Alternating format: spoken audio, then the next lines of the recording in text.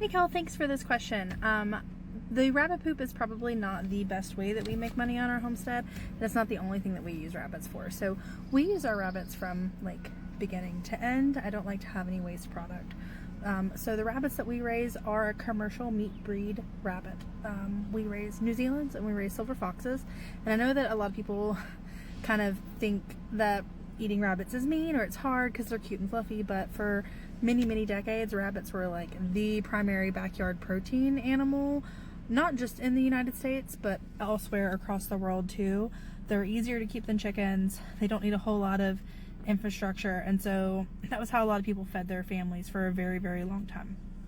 So we primarily raise our rabbits for meat. We do have some breeder stock that we will sell out of each litter, you know, maybe 1 to 2 depending on how each litter looks. You kind of have to evaluate each baby. You can't just you shouldn't sell just the whole litter.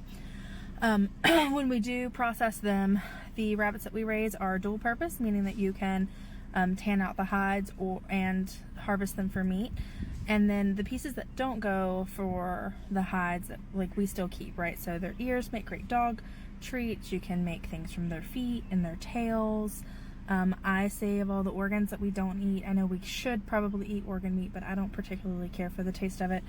But those I save for my dog. The entrails go to feeding either the chickens or back into my compost pile. I have a compost pile that is just for meats and things like that, so it gets turned every year.